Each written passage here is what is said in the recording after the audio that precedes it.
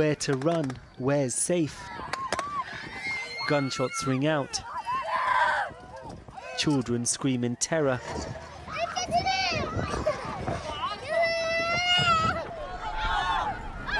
There's chaos, panic.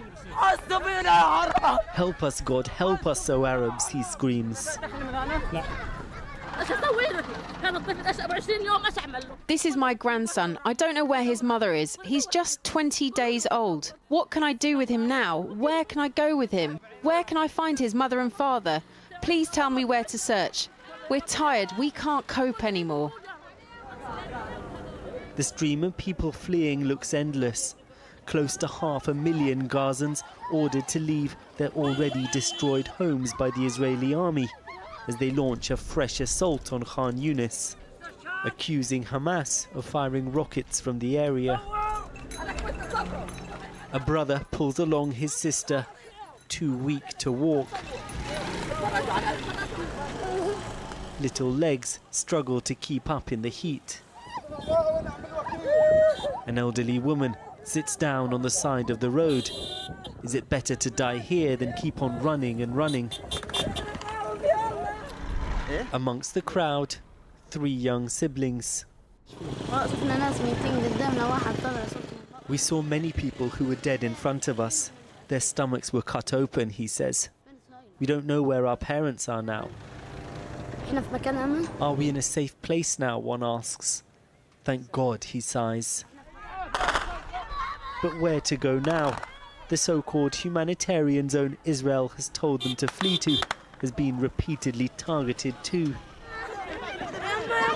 Practically Gaza's entire population has been displaced, time and time again. This is the fate of those who couldn't escape in time. Patients sprawled on the floor of an overwhelmed hospital. Helpless parents look on. Outside in the courtyard, the grief is too much to bear. Bodies taken away to be buried.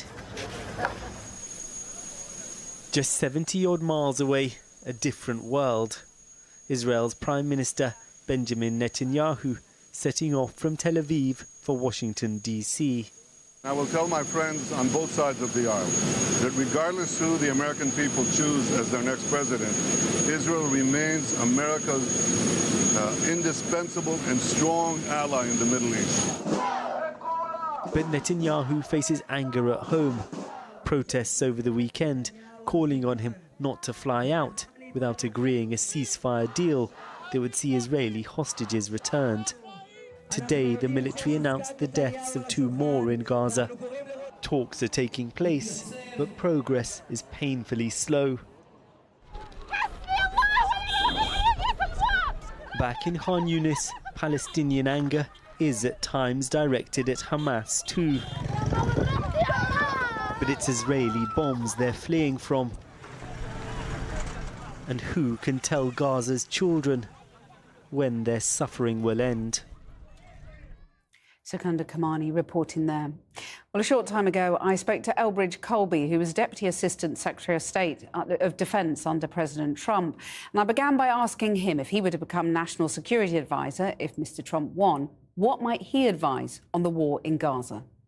I'd be honored to serve if asked, and in whatever capacity I could make a difference. But I think the perspective I hear a lot more from President Trump is working with our allies and partners, no matter really often in the case, for instance, of Islamic monarchies or Islamic affiliated monarchies, no matter if their style of governance matches our own, but if their interests are aligned and having a realistic approach, putting more pressure on the Iranians through things like economic sanctions and their proxy groups. So very much sort of standing back, because we haven't seen Donald Trump say a lot about the Gazan war. I mean, is his theory, his view, really, that this is something that's going on a long way from America, we should just withdraw a little bit?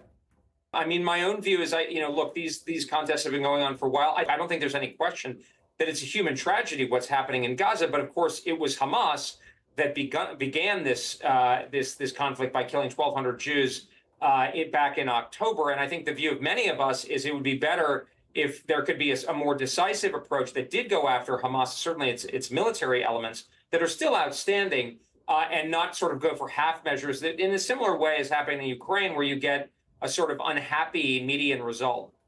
When you look at what's happening on the ground in Gaza, though, that doesn't look like half measures. That looks like an obliteration.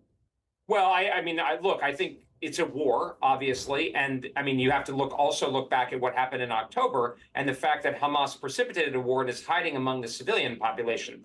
And when it comes to Ukraine, Donald Trump has made some pretty extravagant boasts about what he might be able to achieve there in the first 24 hours of becoming president.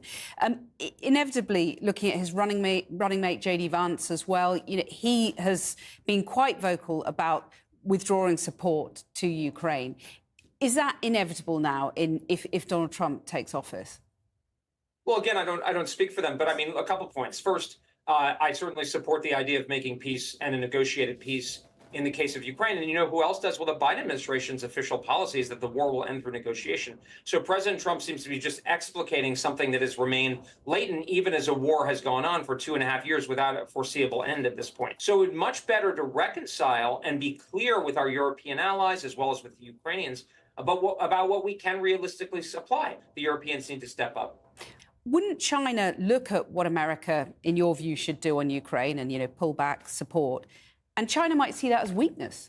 The main thing the Chinese are looking at, in fact, the Chinese are behaving as I would fear, which is that they're kind of bleeding us out, basically, and refocusing us on Europe and the Middle East, much to their advantage, even as they prepare for conflict. So the most important thing that we should do is, as Senator Vance has said, focus our scarce resources in the Asia-Pacific theater. So let the Europeans focus on Ukraine while you handle China. Yeah. Basically, I mean, I think we could still be involved in Europe and still remain committed to NATO. That's my view, but in a more focused and sort of moderate way. And do you think whoever's in the White House is going to face, or do you fear that they're going to face war with China in the next 4 years?